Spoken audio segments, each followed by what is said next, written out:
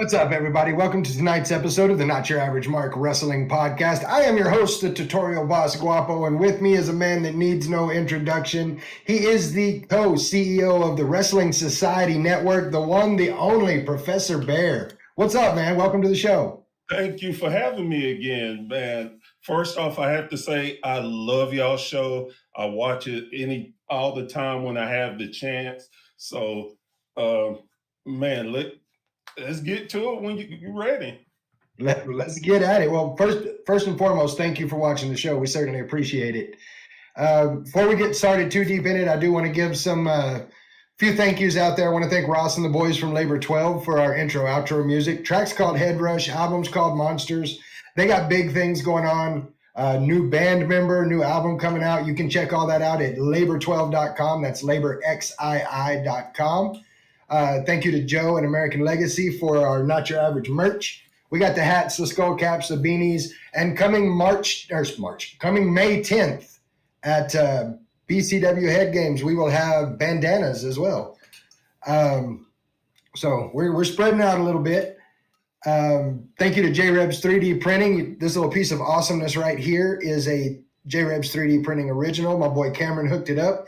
If you've got a logo you want set up in a light box, let him know. Head over to jrebs3dprinting.com.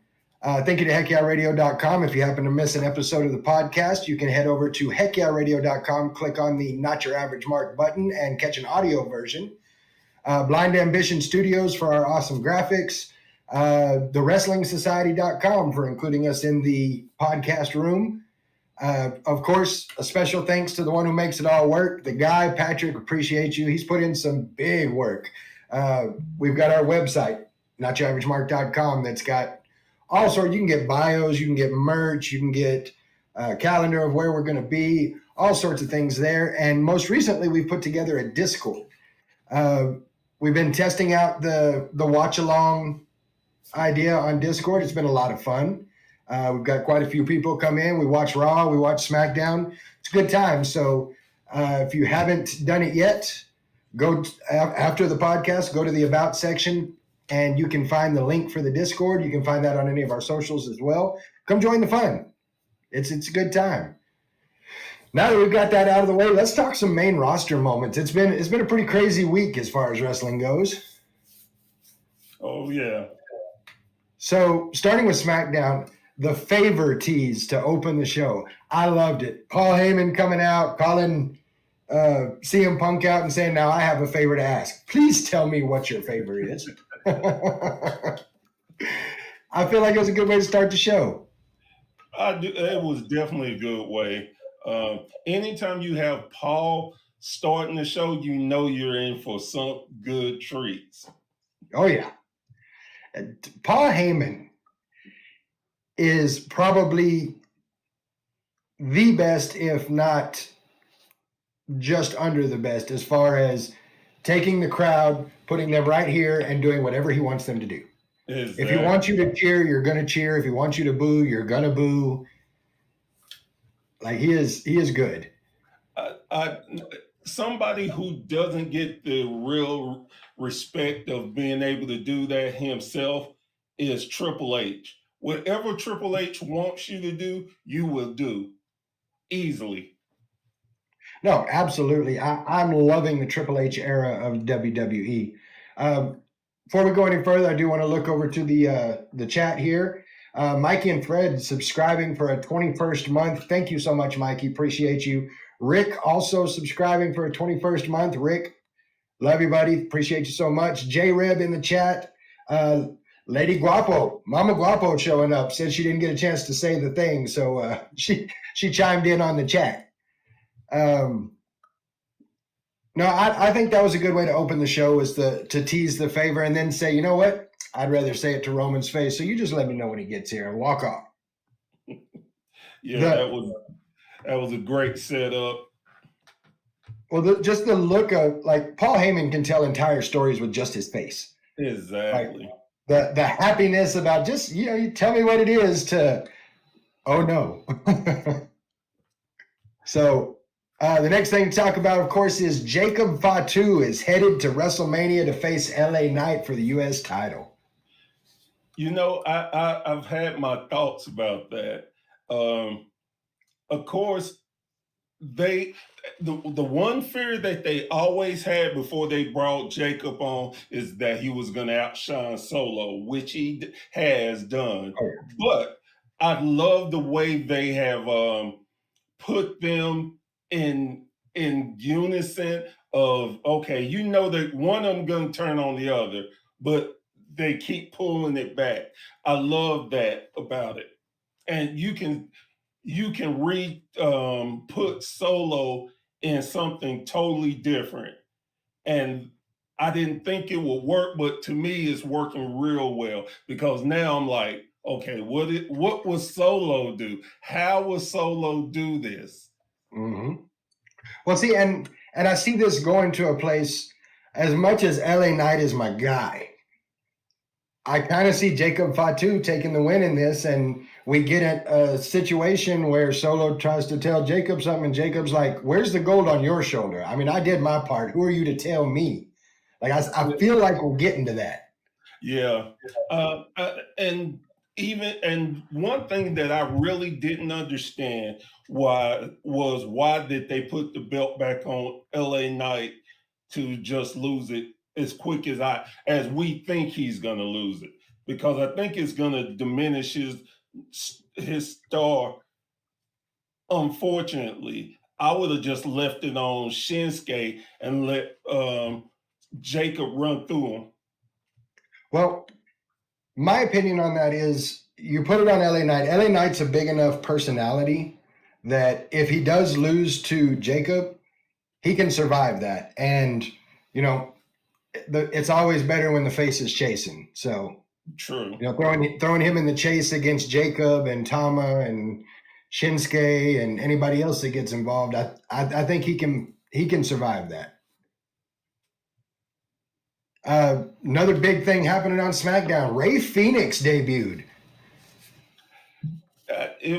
It was big. Everybody knew it was going to happen, but I'm kind of torn by it because I'm a big Lucha Brothers fan, and I would rather see them help the tag team division than both of them separate on different brands. That's just my opinion, but whatever they do is going to be great. Just point blank, period. Well, and I kind of, and you know me, I'm always thinking, I'm always like, if I had the pencil, you keep them separate for a little while, and then, move closer and closer and closer to them meeting back up, and then you have that moment where they're face to face, and then they're the Lucha Brothers again, and it's huge. Yes, that's very true. But and the only reason why I want them together because Raw is in desperate need of quality tag teams. Agreed. And that's why I was like, man, they should have just went on, put them on Raw, let them build the tag team. Then you could separate them and put them on different brands. But again, I understand why they did it. It's just like you said, if I had the pen, they'd definitely be in the tag division. Well, and we're definitely headed there, no question about that. Looking over at the chat, Rick saying baby faces shouldn't hold the gold for long. It makes the fans not care as much. That's true. Like I said, the chase is where you want your faces at. Right. But now I would say sometimes you need a face to have that build because they are not quite there. And just like Cody, and I've talked about it, seen people talk about it so much that, oh, he's not the great champion. This was a failure. No, it's not. It's not Cody's fault that they didn't build up enough credible people to challenge for the title. That's the company's fault. You can never have a champion. I don't care if they're heel or face. You cannot have a champion without quality opponents to make their reign meaningful. You can't have a hero without a good villain. Exactly. We've got the OTB herself, Lilith Blood, in the chat saying tag team wrestling is on life support. Unfortunately, that's true. I mean, and I hate to see it, but I do feel like you let Penta light it up on Raw for a little while, you let Ray Phoenix light it up on SmackDown, and then you unite them, and here it's off to the races. Yep, definitely. Now, I will say in Ray Phoenix debut, what a high-flying, just badass match. It was, and they had the perfect opponent for him. Agreed. They did a great job. I'm glad that they didn't go with Andrade like they were going to. And I love Andrade, but they need to do better by him. I agree with you on that, and I think that where they're starting to go with Andrade and the like Legado and all of them, I think they're going in a good direction with that, trying to split the group. I'm just interested to see how well it turns out. Like, him and Santos, they're both lucha royalty. I mean, no question about that. Definitely. One of the things to talk about, sadly, is Kevin Owens and his neck injury. Yeah. That's one of those things that unfortunately it happens in wrestling, that these athletes are putting their bodies on the line, and sometimes things happen. And I thought it was ironic that it was a neck injury, considering that that's what they've been playing up for him putting people out on neck injuries. So I just thought it was bad. And it's that blurred line, because at first when they were talking, I'm like, what kind of crap are they coming up with now? And then I'm like, oh crap, this is okay, this is real. They should have something for fans to know what's real and what's fake. Because honestly, for up to probably 80% of it, I'm like, this is a crappy storyline they're doing. This, like, oh crap, it's not. Yeah, storyline. Well, and I will say that is the genius of Triple H. You know he's doing his job when this happens, and a good 70% of the people are going, is it a work or is it real? Which one is it? I was one of those people. I'm not going to lie. I was about 70-30 on whether or not it was real. I did get the opportunity to see a video breakdown of Randy looking at Kevin, and he said something that the mic didn't pick up. And, you've got your internet lip readers out there. And what he told him was, go get yourself fixed up. There's a sign of respect there. Yes, definitely. Looking over at this is going back to the tag teams for just a minute, looking at the chat. Rick says tag team wrestling has never been a draw outside of the Southern Territories. WWE has always treated tag teams as an afterthought or a stepping stone to a specific position for someone, singles position for someone. Which, I mean, it has been that way in the past. I hope that they're moving in a different direction with that. Then we have J-Reb saying, it was my first time seeing Ray Phoenix, and I really enjoyed it. The flying around the ring, the athletic ability to do what they do is just crazy. And it really is. Like, I couldn't do half the things. When I was young and fit, I couldn't do half of those things. Same here. Our next topic is one that has caught a lot of controversy over the week, and that is the promo segment with Tiffany Stratton and Charlotte Flair. My sentiments exactly. So here's the deal on this.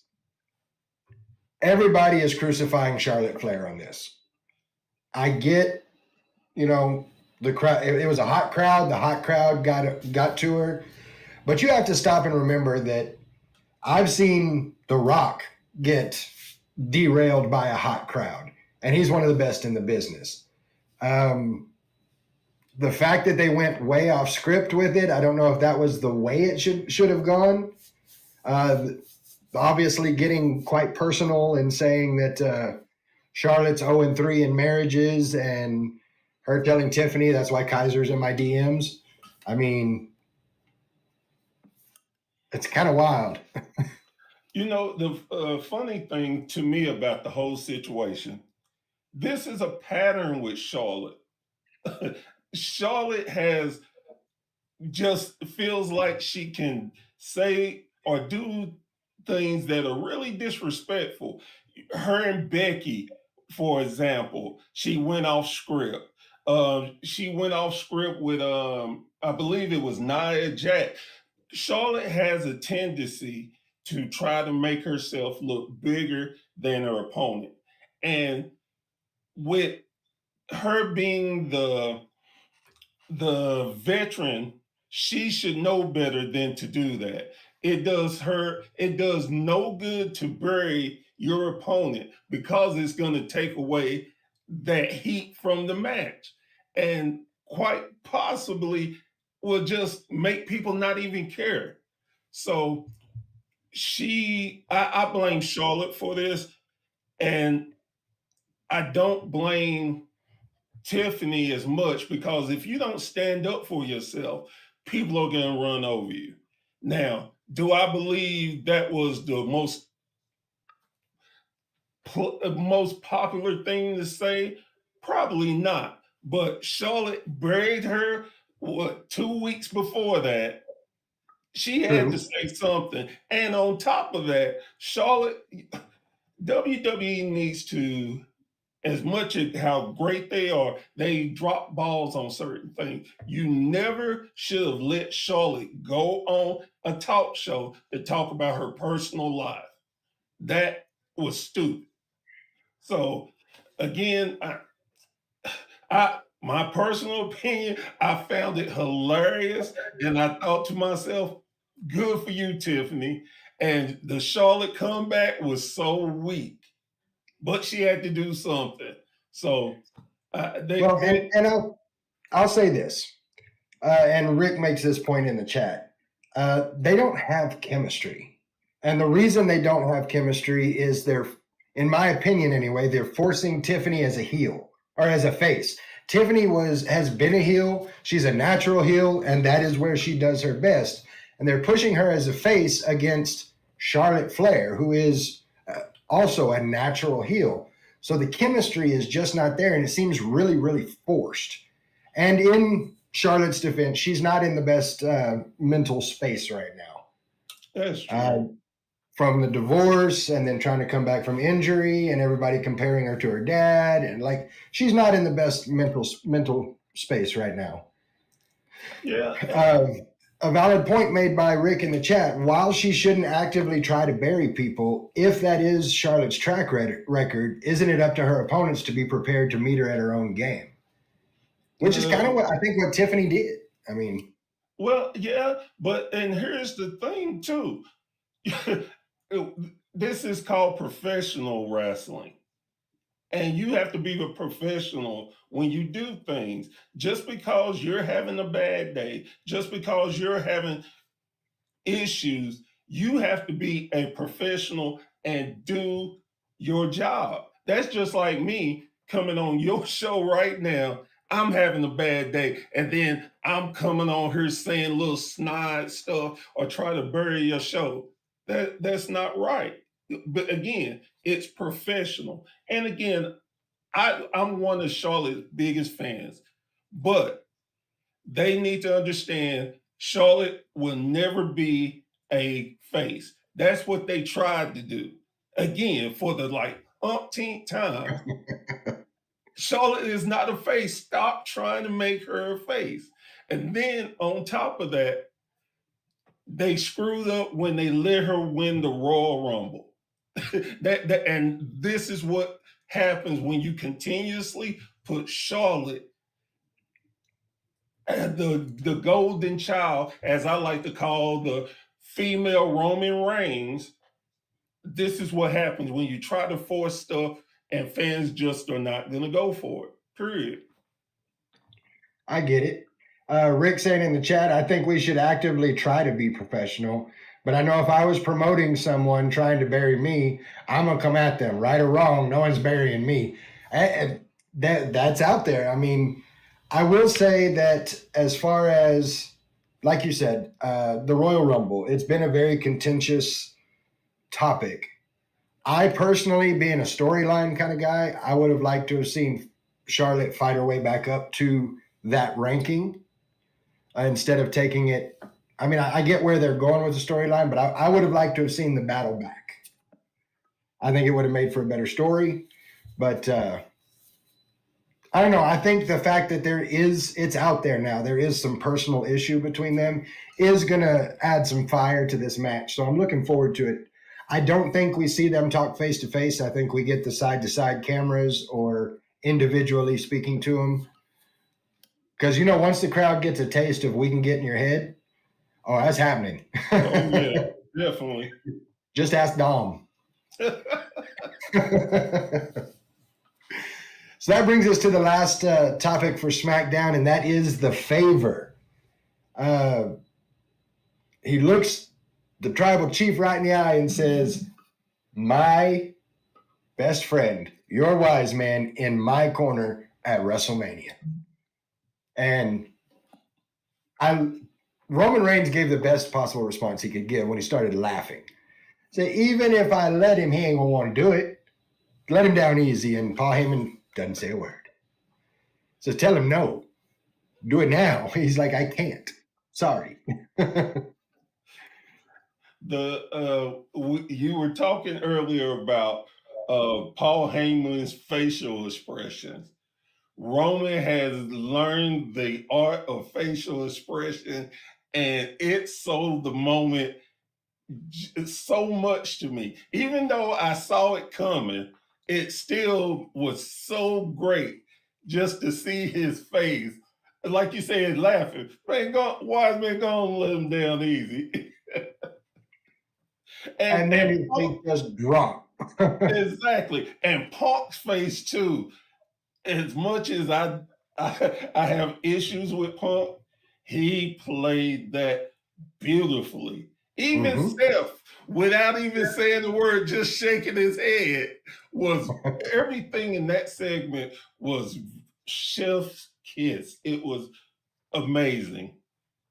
I agree. And one of the things I love about this, one of the matches everybody's talking about, Seth Rollins, CM Punk, and Roman Reigns. Not a title one involved. They're not doing it for the Ula Fala.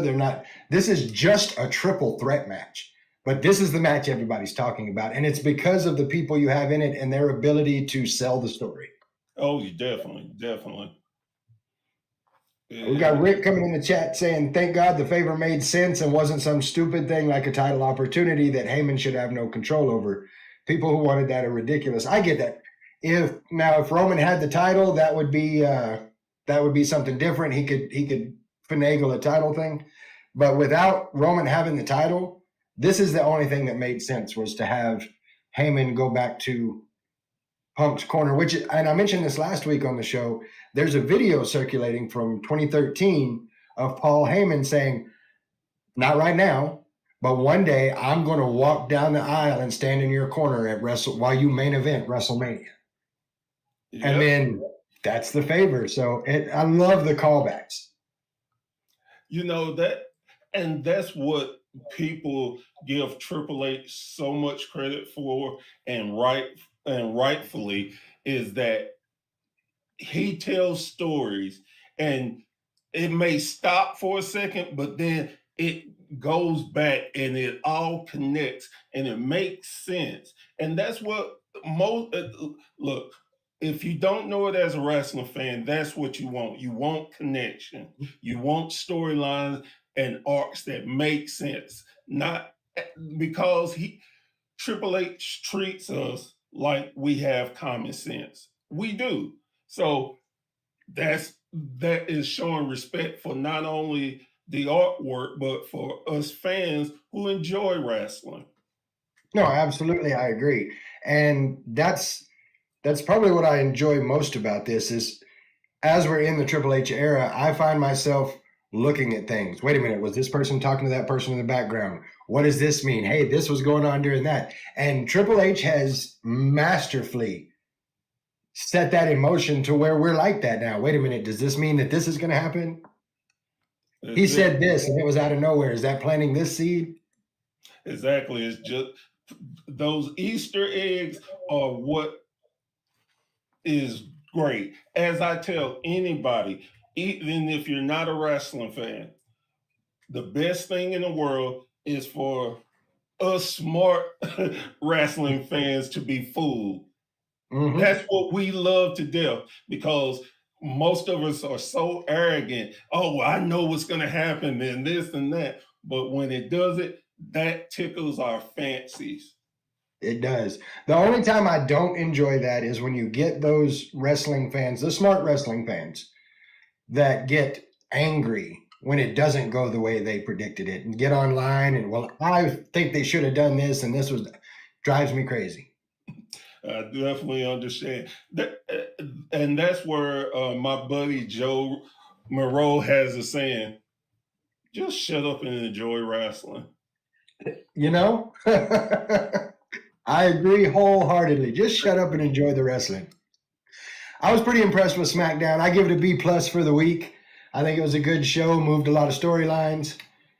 That takes us into Raw. Well, Oh, let me say go this ahead. real quick, and I didn't mean to interrupt you, but I Oh, you're did good. not see all of Raw. So I'm probably not going to have too many opinions because I didn't see all of it. Well, and we're just going to hit a few of the high spots. All right. Adam Pearce. I absolutely love every time Adam Pearce comes to the ring with Io, Bianca, and Rhea because he looks like, and one of our watchers, Jello, probably put it best. He looks like he's ready to look at all three of them and say, "Don't make me turn this car around." Like he just has that look the whole time. And Yeah. so this made it, him coming out and saying, "Okay, let's make this work right. Io Sky's the champion. Bianca Belair, I was wrong. I thought you could, I thought all of you ladies were adult enough to handle this. Apparently, I was wrong. I shouldn't have made you a referee.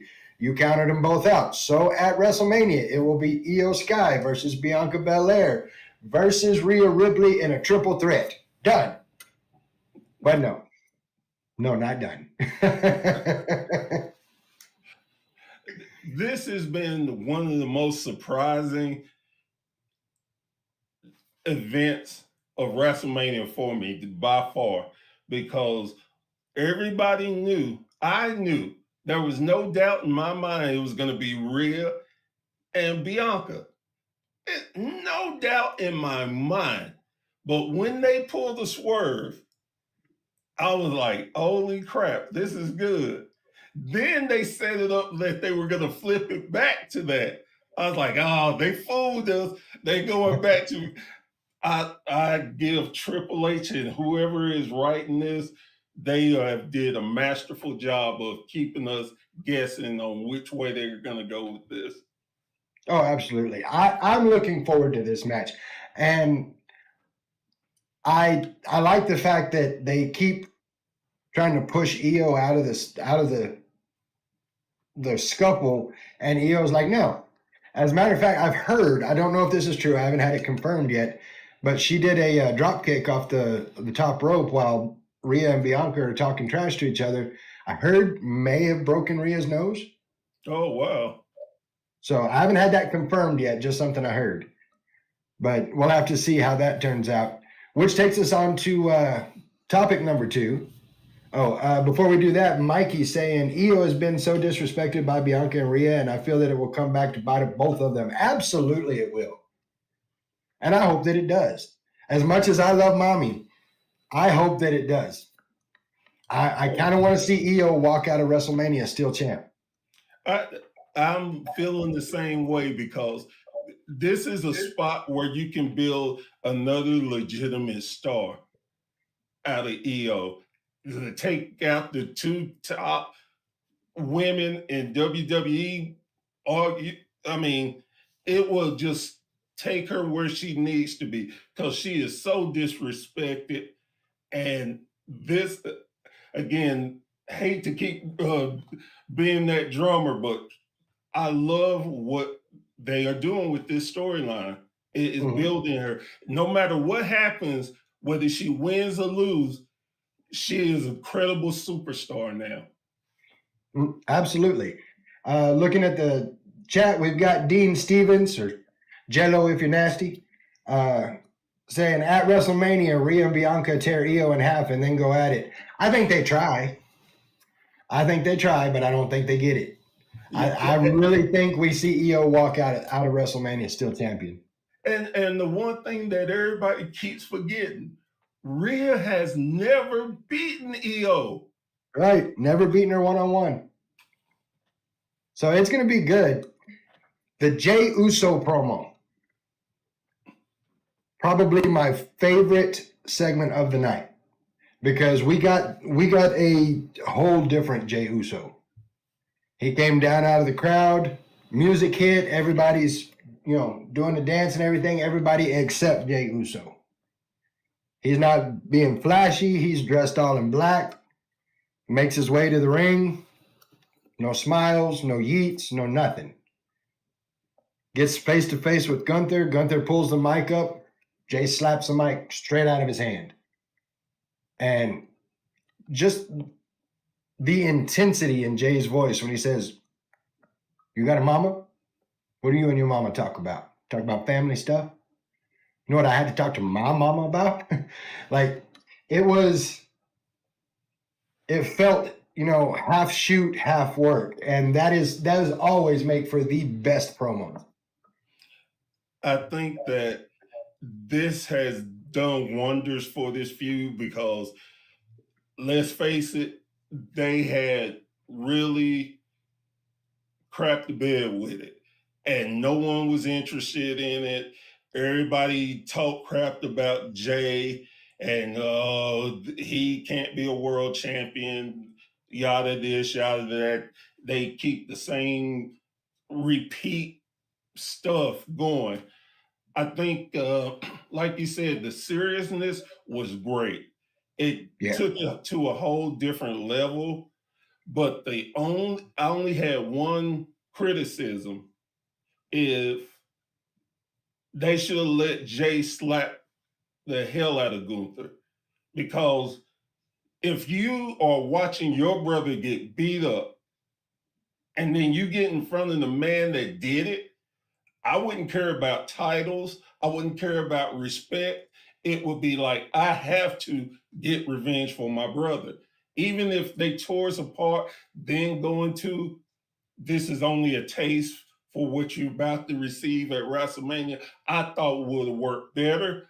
But again, like, we can't help but think if we had to stick in the pit.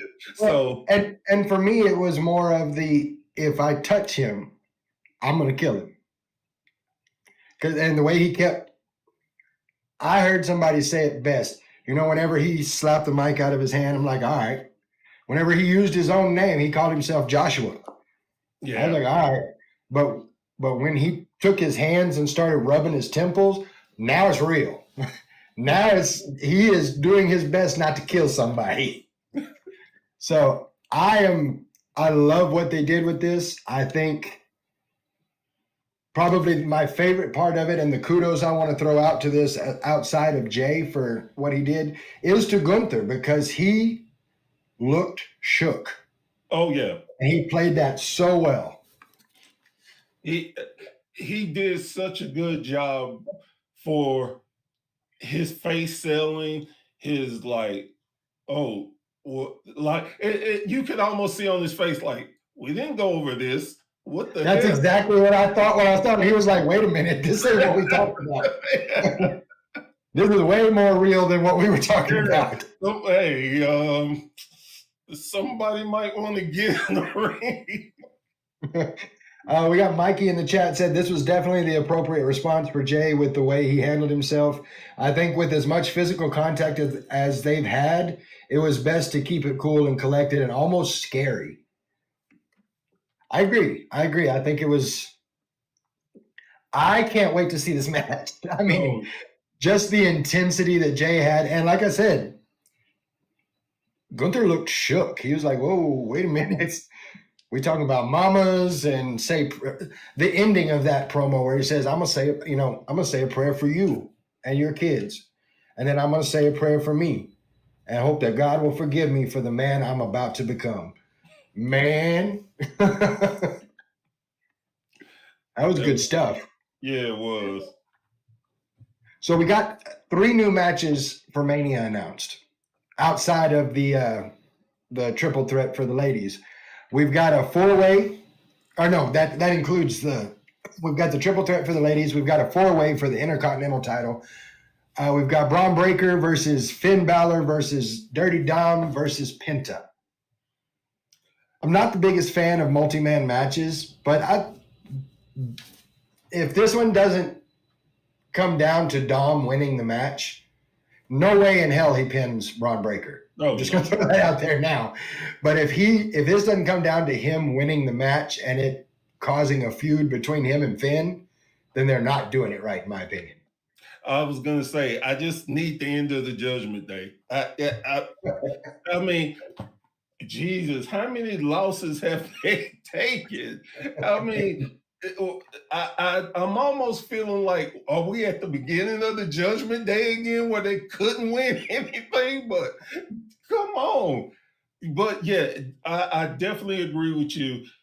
Dom should be the Intercontinental Champion.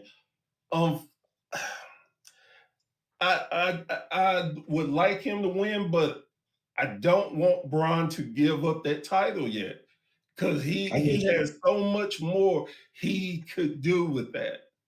And I just I wouldn't have had a problem if he wouldn't have dropped it to Jay for those 3 weeks. I think they continuously pick at him is going to hurt him in the long run.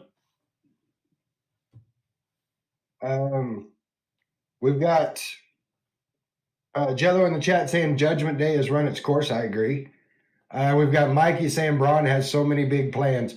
I agree. I mean, if he drops the IC belt, I don't see how he's not immediately put into the world title picture. Braun is just he's on another level. Like he's a phenomenal talent. I personally, like I said, I want Dom to walk out of this just to watch him and Finn. Oh yeah, that would be good.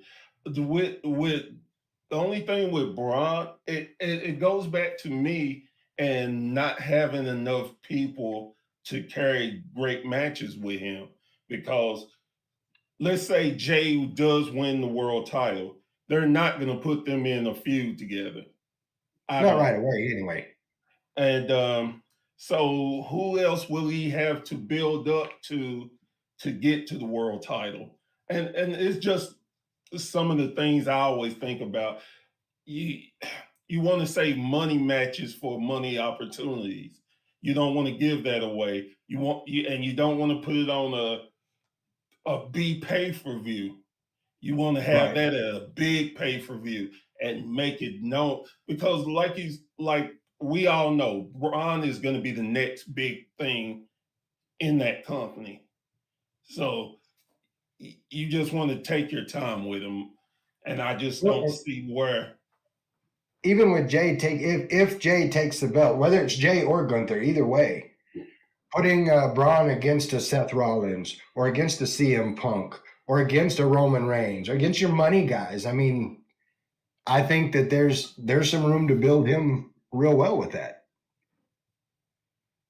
I mean, Seth Rollins versus Braun Breaker, I'm all about that. Oh yeah.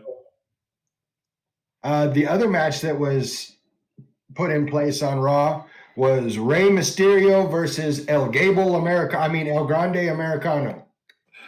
I never thought I could get so much joy out of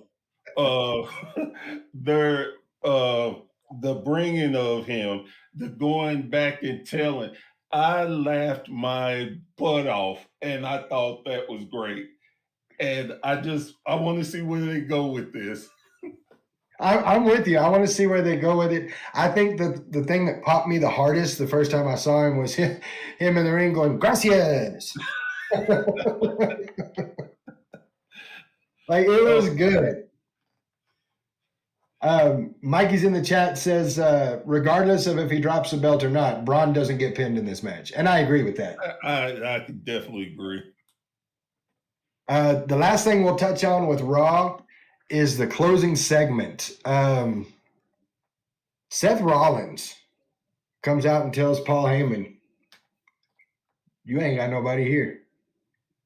And you're coming out here talking about, I will never turn on my tribal chief and I will never turn on my best friend CM Punk, but all they do is use you.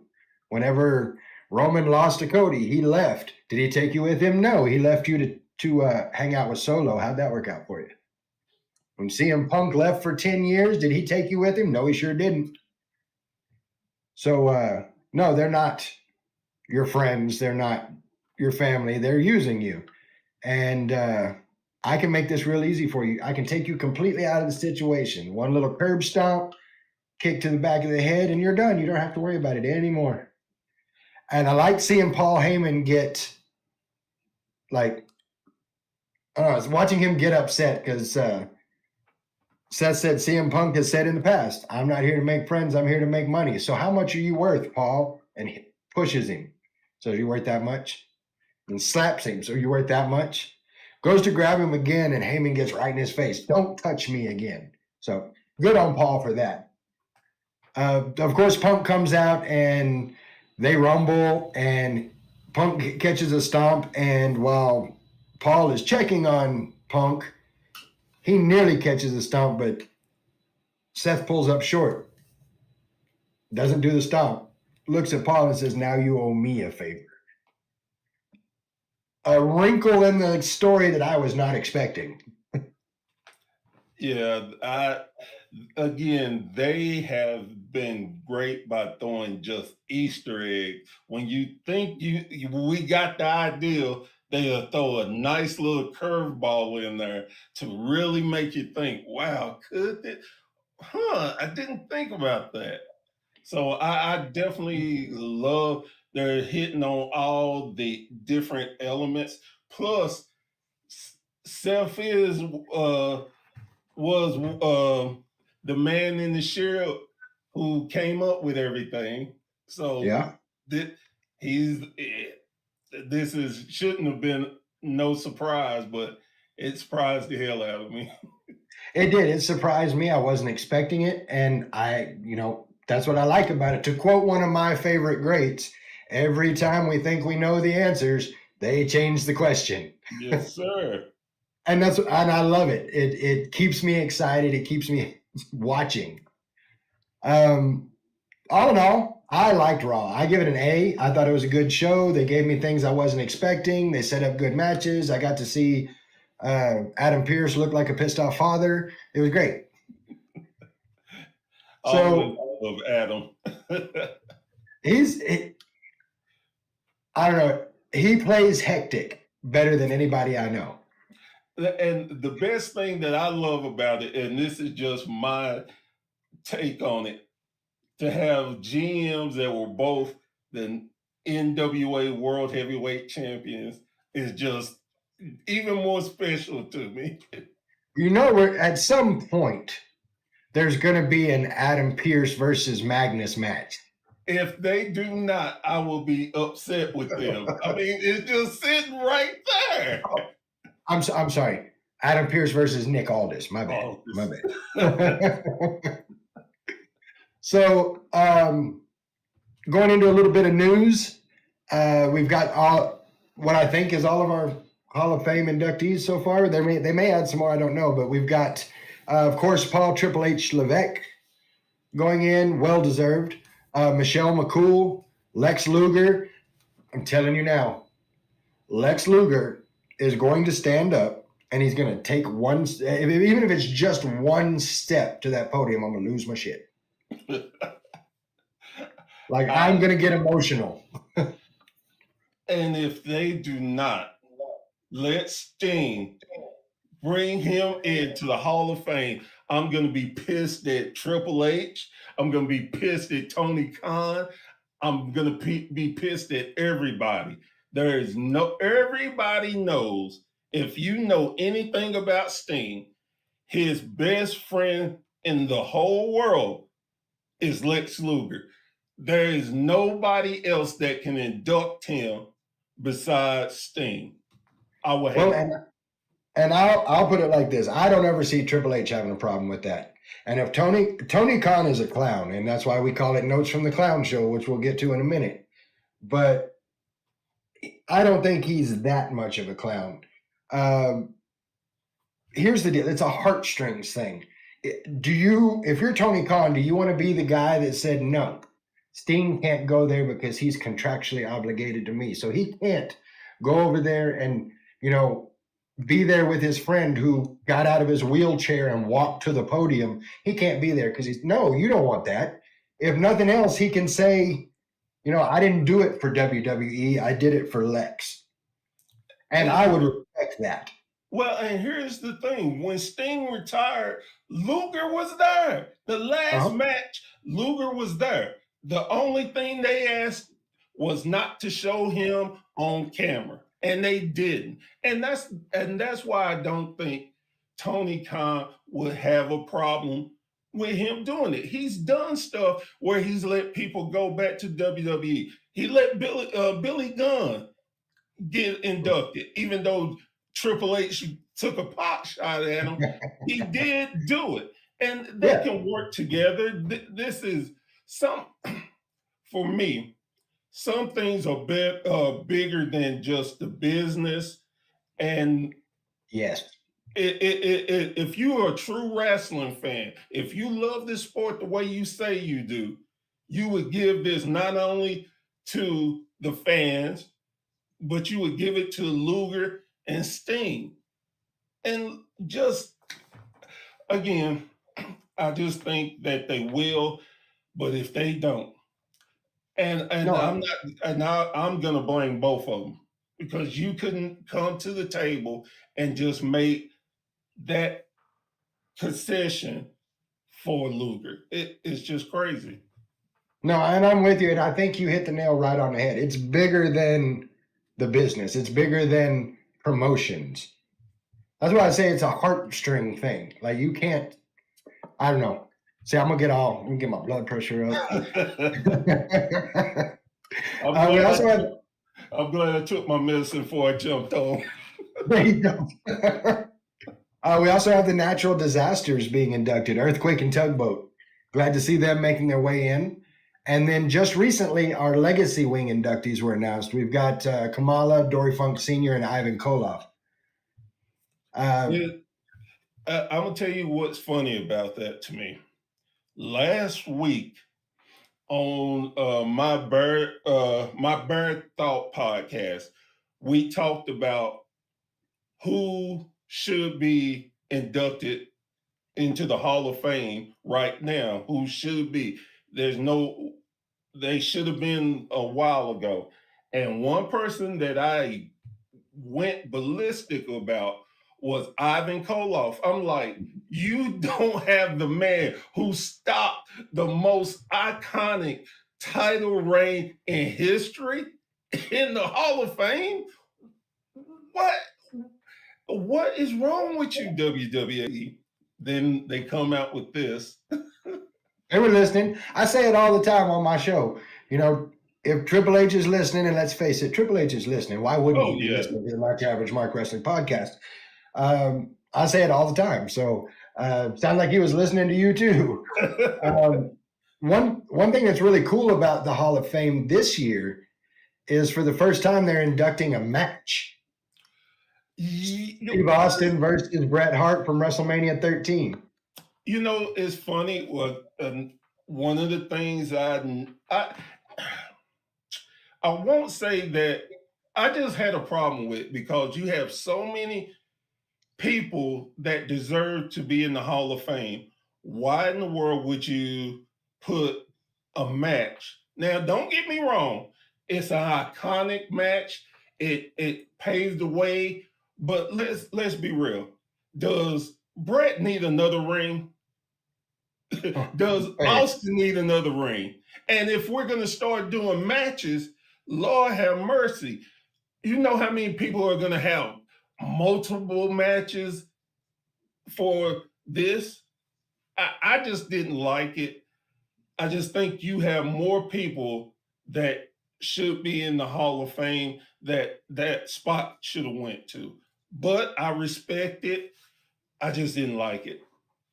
no, I get you. And I heard this again. This is not confirmed. This is just something I read today, actually, is that for the matches, they're actually not getting rings. It's a plaque.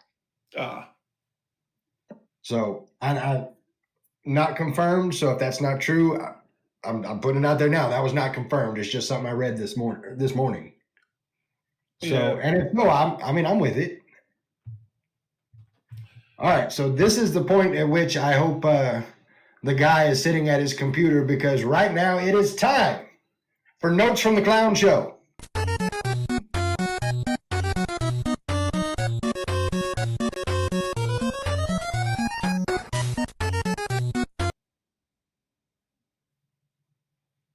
One job.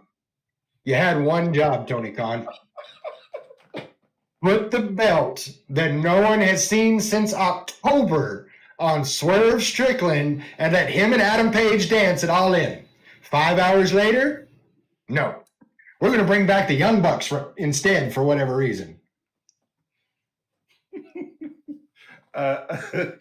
So I didn't get a chance to see all of the Dynasty. I was actually at a great local wrestling event. So, but hearing different things and hearing about that, I was like, why? Why? Exactly. Why? I don't.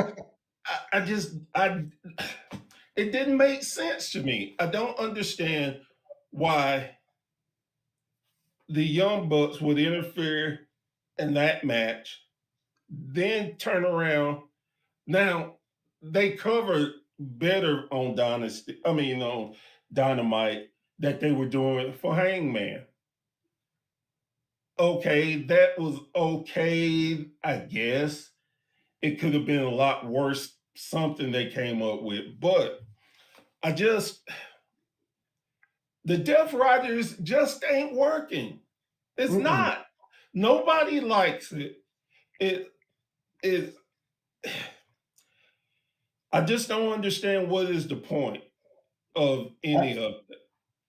I think Lilith Blood has it figured out. The only way this makes sense, the only thing that could have happened is the Young Bucks have donkey pics of Tony Khan. It's got it. That's all it could be. It's the only reason this happened. But seriously, you go through the whole thing. 5 hours. People are waiting, and most of them waiting just to see Swerve Strickland take the title off Moxley, because Moxley has been flat. And by flat, I mean he has had zero character production, zero upward movement with the Jon Moxley character. He's not doing anything. And like Jello says in the chat, AEW fans are mad as hell that Moxley still has the belt. And you know what it takes to make AEW fans mad? Like the best part of that whole 5 hour ordeal that was Dynasty was a 4-minute post-show interview with Timeless Tony Storm.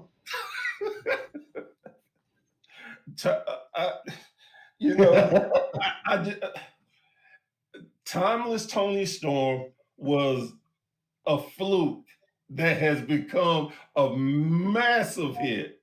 She's carrying the show. Yeah, it is just great. She just her quick-witted just promos are just off the chain. I love it.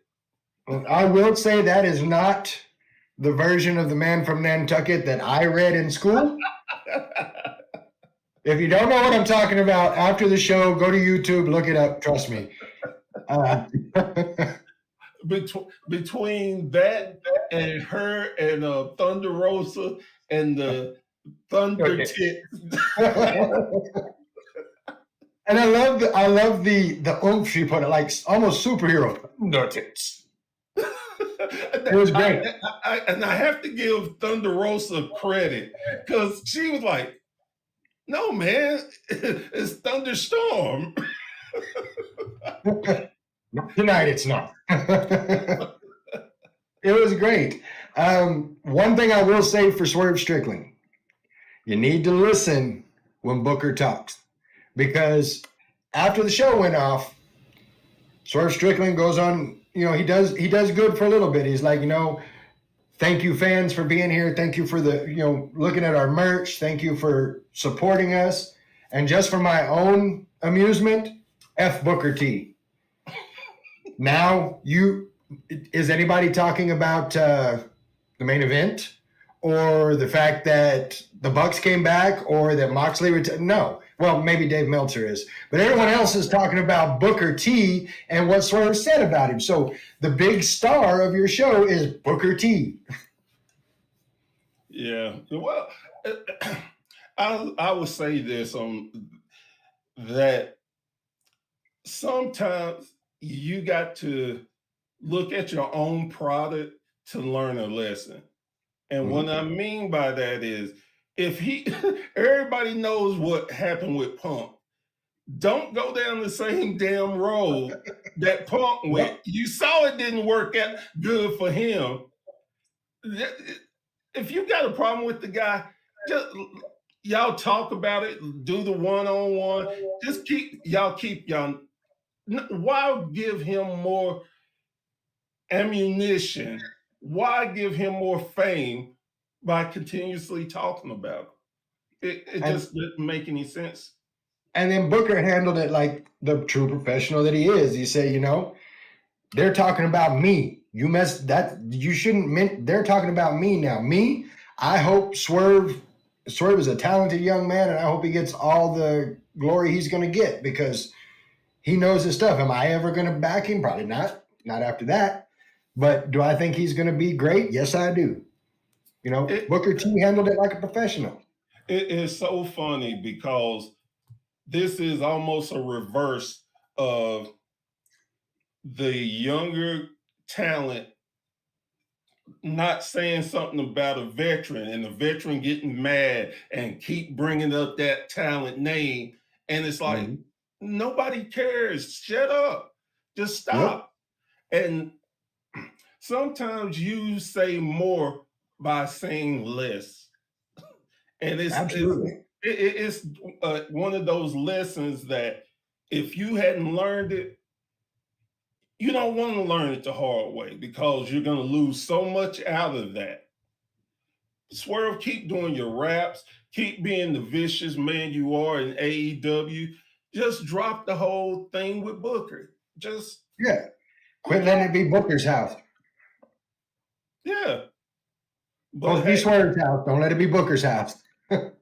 But again, everybody knows the business and everybody knows, again, and when I say this, there's no disrespect to any of them because I always say with a wrestler who put their body on the line all the time for my amusement and my enjoyment, I don't mean to disrespect any of you, but this is my opinion.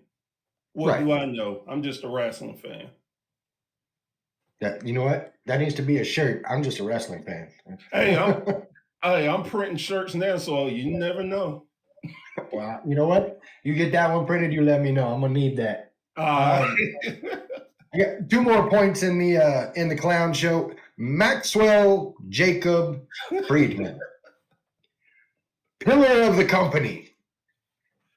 Hottest thing in wrestling for a long time, now relegated to sitting in the crowd and jumping out of the crowd to attack Enzo Amore's sidekick. What are we doing?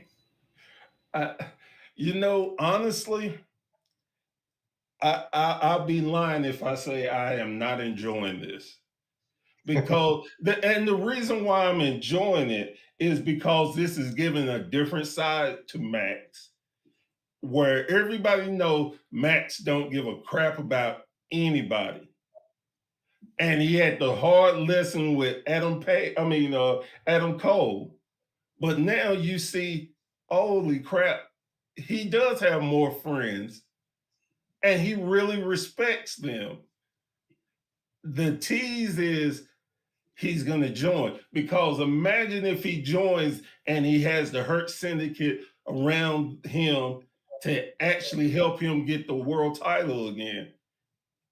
But you I just don't. can see it play. Right. But you just don't know. Jumping out of the crowd to attack Big Bill. It was something. Well, look, you had to give Big Bill and I can't think his name right now, blanking out, but you had to give them something. Everybody knew they wasn't going to beat the Hurt Syndicate. Everybody knew. So why not?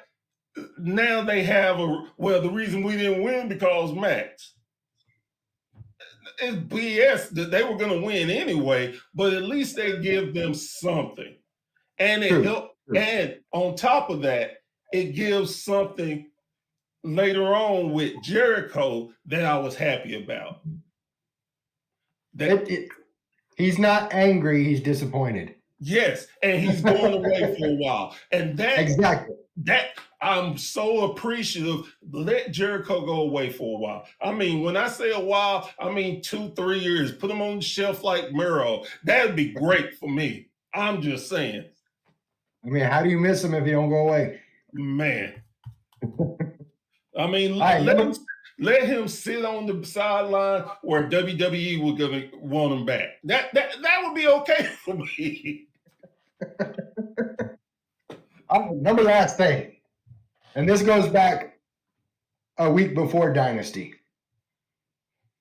Swerve Strickland, Hangman Adam Page, just going at each other. Blood feud. Talks about, you burned my house down. Adam Page says, you deserved it. Swerve Strickland says, I know. What? Like, how are we, what? Well, again, this is me looking at what I think is going to happen. That he's finally owning up to, you know what? If I wouldn't have went into your house and did that in front of your son, you wouldn't have burnt my house down. Did I deserve it? Yes. So, and he's relegating, yes, I know I deserve it. And to me, this is just me, I see Swerve and Hangman at All Out for the AEW championship. And I still see they could get there very easily. I'm with you. I want to see that. That should have happened in London. Well, it should have. But again, sometimes the tease is the best thing. You don't think they're going to get to a point, they go all around the world, and finally they get it. And it makes it that much more special. Because right now, for them to clash, it's like, okay, we know they're going to have good matches, but that fire ain't going to be there. It's not going to be the same. I think where they're going now, that both of them are going to respect each other and they're going to put on a hell of a match. I think, and I'm hoping I'm right, but the biggest problem with AEW is people get hurt. I mean, just get hurt all the damn time, and it makes their storyline go all wibbly wobbly. Just like Pat getting hurt against Swerve. Right. Now, from what I hear, it's a torn ACL. So if that's the case, now you got to figure out how you're going to get them to drop the titles to the Ops, because they were playing. I saw them winning it anyway. So now how are you going to do it to kind of make sense? I get you. I'm looking over here at the chat. Little Guapo out there saying supposedly there was zero discussion of Swerve winning. I can see that. Rick saying AEW doesn't ever pull the trigger until it's already an afterthought. I mean, I can't disagree with that. Like, I think that I make jokes all the time about Jeff Jarrett, that, you know, he needs to drink his Ensure and go to bed. But Tony Khan needs to give Jeff Jarrett the pencil. Let him do that for a little while. And let's build the stories and not the match. Because and that's something I found a lot in AEW. And part of the reason I call it the clown show is we're building, we're going to get a match. Okay, we're done with that. Let's do something new and shiny. And you just stop. And the story you just built fizzles out completely because you're on to something different now. I think a lot of it has to do with injuries, then the injuries, and then the different issues that come up with visas, different. Like I said, different thing. Now, don't get me wrong. Most people I understand do not care for AEW. I do like it. I think it could be tighter. Yes. There are certain things that they do that drive me crazy. But in the same token, WWE does the same thing for me. I think go ahead. I was just going to say, to be clear about it, I want AEW to thrive because when you've got good competition, that makes you good competition. Exactly. So I want AEW to thrive. It's just not doing it now, in my opinion. Well, and then like one of the big issues for me is the Ring of Honor. I'm tired of seeing Ring of Honor athletes come over to AEW and AEW goes over there and you burn out people from it. It's like, let's talk about Timeless Tony Storm is the hottest thing in AEW in women's wrestling, correct? Oh, yeah. But what about Athena? This monster run that Athena has been on that most people don't even know about. True. Very true. And that's the thing. Like now they're finally putting her on to AEW. It's like you need to separate the brands. I can't stand them being interwove like they are because you still give too many people too much television time for no reason. Agreed. You got all that talent, and maybe this is a plot to get them their own TV show, whatever. I don't know, but I know it's driving me batty. And on top of that, where everybody and their mama cried about AEW having too many titles. Anybody can have a title. I don't hear that same cry now that WWE have more titles than Ring of Honor / AEW. I don't hear nothing about it. Both of them have too many titles, in my opinion. I mean, they're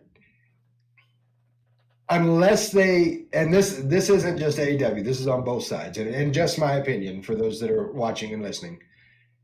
If you don't build a group of people that are going to battle for a mid-card title, whether it be the U.S. title, the Intercontinental title, men's or women's, doesn't matter.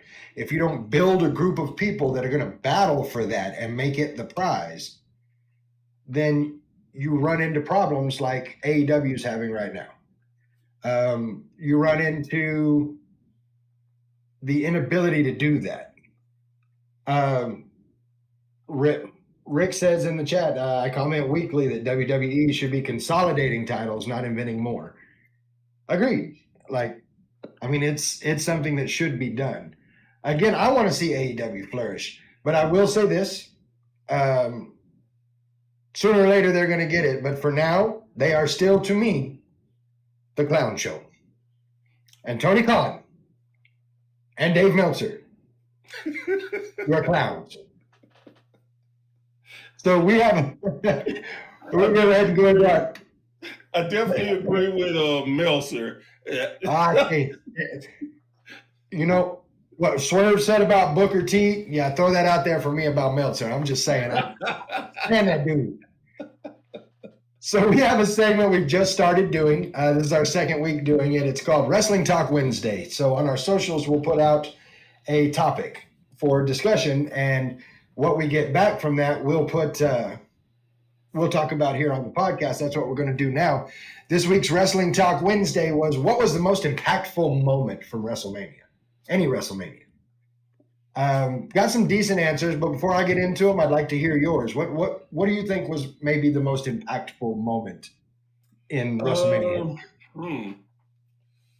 The most impactful moment for me at WrestleMania, I would probably, and I would say this, and I truly don't want to. I don't like this person. If anybody know Professor Byron knows I really dislike Terry. Terry gets on my nerves. But the most impactful moment is Andre and Hulk Hogan.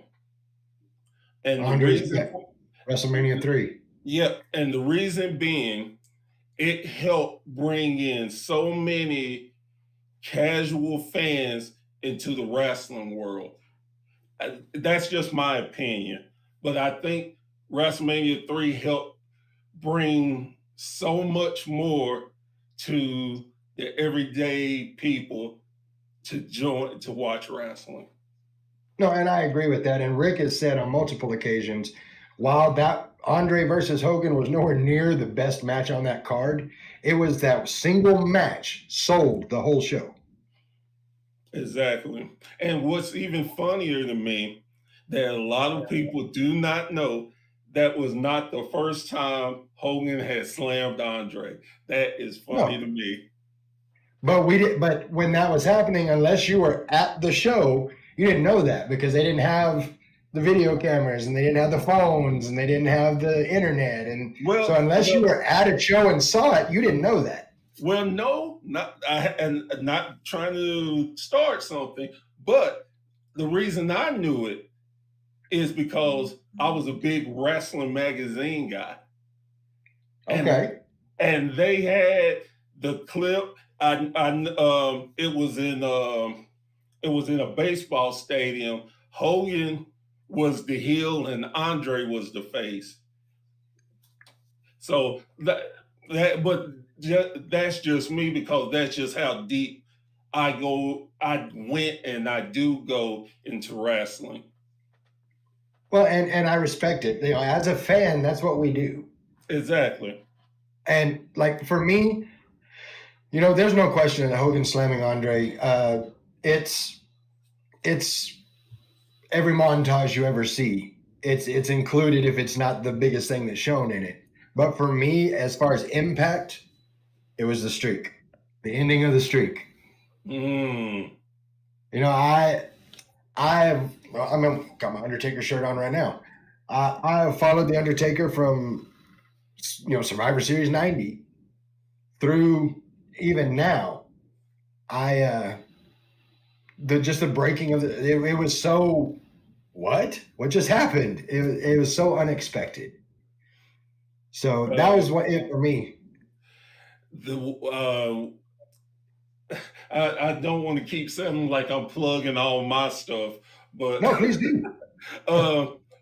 On my B&B show with my partner Blade, that was our topic: the streak, and did we think it should have ended, and who else besides Brock Lesnar do we think should have ended it, if at all?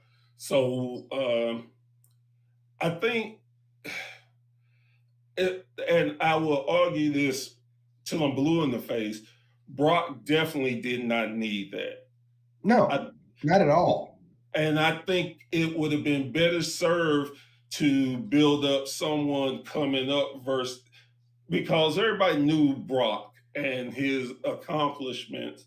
but this was something special that you could have laid on some younger athlete to try to get them over. And I think it would have got them over. If not, it would have helped propel them anyway.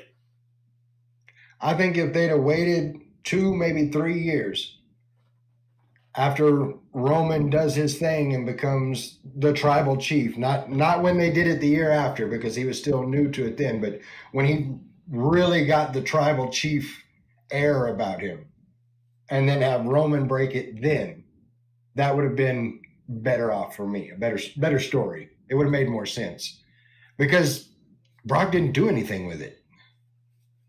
No, not at all. We did have some other really great answers. We had one answer said, for me, it was WrestleMania 1 going off the air and Vince realizing it was success because he bet everything on the WrestleMania idea. If it bombed, WWF would have gone under and the world of wrestling we know today would never exist. That's absolutely true. He mortgaged his house. He put up everything he could put up for WrestleMania 1, and thank God it succeeded. Oh, yeah. We've also got WrestleMania 24 when Shawn Michaels retired Ric Flair. I'm sorry, I love you, then bam, Sweet Chin music.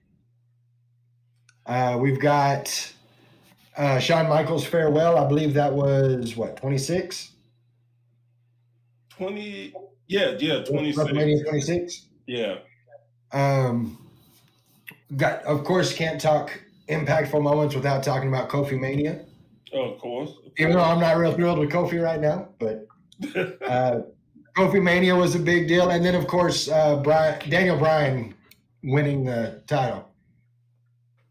Yeah, not only did you have the Daniel Bryan thing, you had Connor. Like it was a moment. Yes, it was.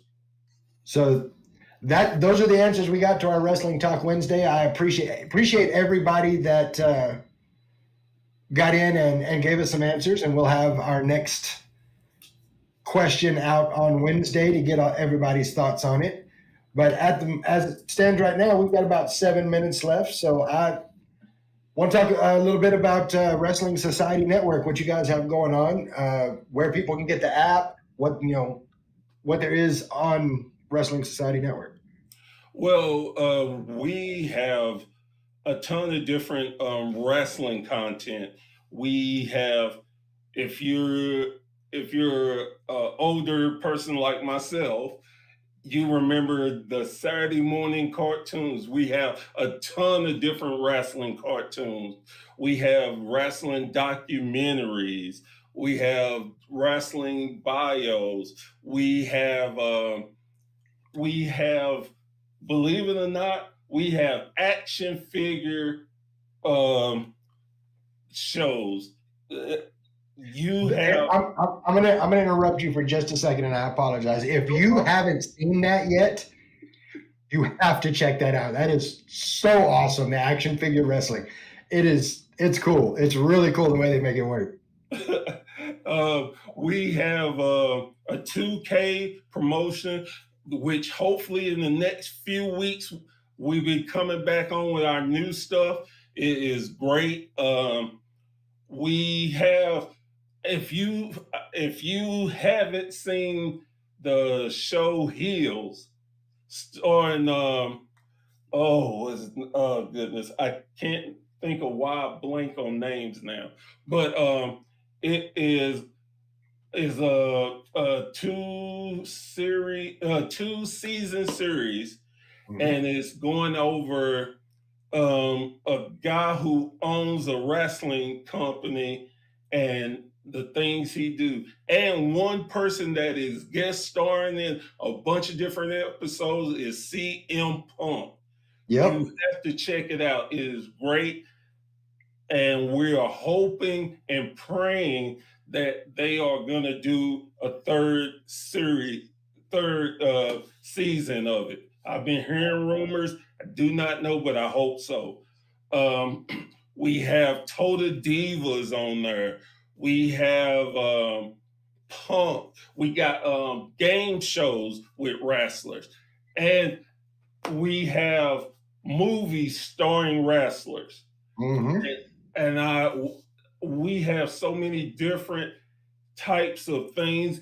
If you are a wrestling fan, you are going to find something that you enjoy on there. We have independent promotions where you can learn about promotions and watch their thing and get and learn what they do. Like I said, we have so much on here. And let me tell you the price of the app. The price of the app is free. You Yep. cannot beat this. It is free. You can get it on Roku. You can get it on Amazon Prime, Amazon Fire Stick. You can get it on Apple TV. Again, it is free. Then we also have the WrestlingSociety.com, and Hmm. that is our website. We have so many different things. We have a listing of podcasts that you can listen to. And we just put some of our favorites, some that we like to promote, and make sure that you check them out. And you go to their site. Once you click on it, it will take you to their site, and you can see and listen to theirs. It is great. We do a weekly wrestler of the week, that independent wrestlers. So you can go on, vote for an independent wrestler that you want to have to be noticed, to have shine, and we tabulate and we give you who that wrestler is. Um, we actually have a personality of the week. We had to stop, but we're going to get that cranked up again. That goes for referees, managers, announcers, just different people that are in wrestling that you want to show appreciation to and get them noticed. We'll be getting that back soon. We just are all about trying to promote wrestling. On our Facebook page, we're up to, if I'm correct, I think we just hit 4,700 members. And Hey, what we do, we love to promote. We want you to come and promote your promotion, your favorite wrestlers. We want anything that has to do with wrestling. Come on, be a part of it, and feel free to promote, promote, promote. there is such a sense of community in everything I see, whether it be the Facebook or the website or the app. There's such a sense of community, and that's something I love. I love that sense of community that you get from look, especially from the Facebook, watching people throw up their posters or talk about a show they've been to or talk about, I really enjoyed getting to watch this and it's turning me back on to wrestling. And you know that sense of community is something you guys, it's embedded in everything you do. And I just wanted to throw that out there myself, say thank you for that because I think that's awesome. Thank um, you. The thing, like, and I did an episode last night just talking about my experience of independent wrestling, where how I became a wrestling fan and talked about different promotions. And I had went to two shows, Friday and Sunday, and I took myself out of being a wrestling fan and was just looking around and just the vibe of everything. Seeing how the fans enjoyed it, the little kids enjoyed it. Then when we had a break, how the wrestlers came out with signed autographs, would do mhm. different things. And I just thought to myself, man, this ain't just wrestling. This feels like a family reunion. It feels like family. Um, One particular wrestler um, actually came up to me and wanted to take a picture with me. And I'm like, why? He's like, man, you promote wrestling. You were big on independent wrestling, man. I appreciate that. And you just and for me, I'm like, how? I look at you as the star. You're the one putting your body on the line. Only Mhm. thing I'm doing is talking. But I know that it, feeling. yeah, it just it made me feel so good. Um, I was in Texas a few weeks ago, and I got to work with a promotion there. That was my first time ever getting into a ring, and not just a ring; it was a cage match. All the match. Oh, So the little kid in me, I've heard so many times wrestlers talk about when they go through that curtain, how it's different. Um, and you think about it like, yeah, probably okay. I never understood truly until I went through that curtain. I truly got tunnel vision. My music, I had my theme. They were playing my theme music. I didn't hear it. I just saw the crowd and giving high fives, and they just showing me love. And I'm so jacked up. I'm just, yeah, get louder. I'm just, there's no and high like it. man, and the one thing I got to tell the promoter was thank you. You helped me live out a childhood dream of mine. And this is why I show respect to the wrestlers, the promoters, to the fans, because it's love. We could It be is. doing anything else, but as long as wrestling is there and we love it, man, show. That's why I say, if you get a chance, always go to your local promotion and show Mhm. them love. I guarantee you, it's a different feeling than going to the WWE or AEW or big. Go to a local one. I promise you, you will see and feel the difference. Plus, it's so affordable. 2 nights of going to do different shows, actually getting to meet Aaron Stevens and getting to meet Sandra, uh, me and names, um, the GM for TNA with the Cobra. Oh, Yeah, Santino. Santino Morella. Yeah. Yes, I got to meet him, and I got a picture on there now. Um, the Cobra versus the Bear. Who will win? I It love it. just it was just so fun, and I got to meet wrestlers and talk to them. And again, guys, there is so much around.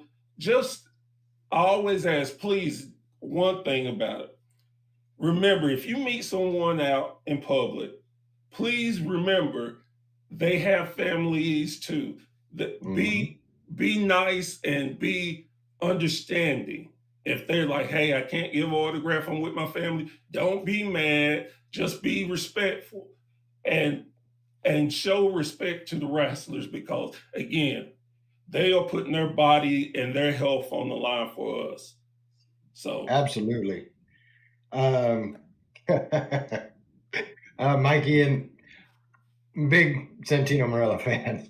So Mikey saying in the thing, I see what you're doing, John Cena. I love the way if I don't get with this being Cena's last year, if I don't get Santino Morella saying something about John Cena, I'm gonna be pissed. I do want to because we have some promoters that watch the show, listen to the show.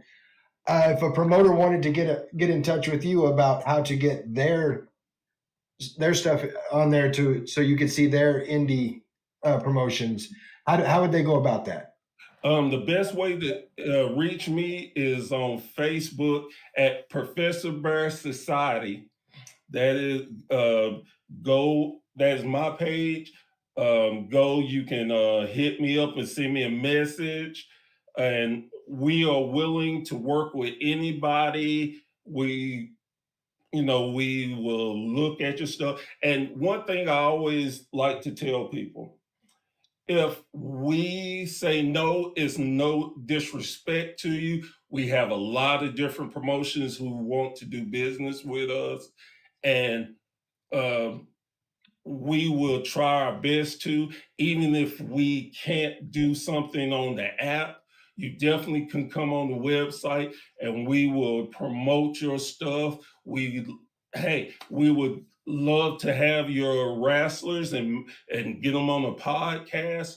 We are so willing to work with anybody who, and I hate to say this, but I have to, that is legitimate. There are Right. some um, crap promotions out there that really damage good reputations of promotions. So, you Unfortunately, know, that's very true. again, we love all wrestling and we don't mind working with anyone. Well, I want to say, as we've come to the end of the show, I do want to say thank you so much for coming on the show.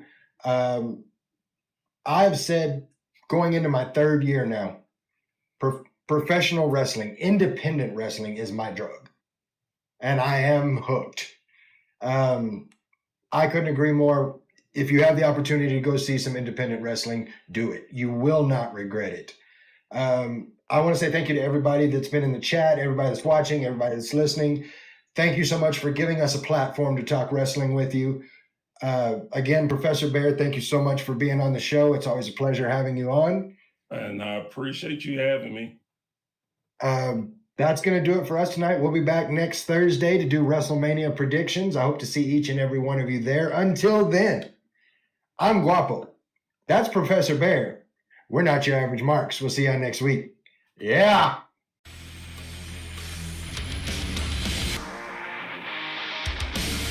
I'm gonna drink it all away and find my head rush. I'm good with drowning out the pain inside my head.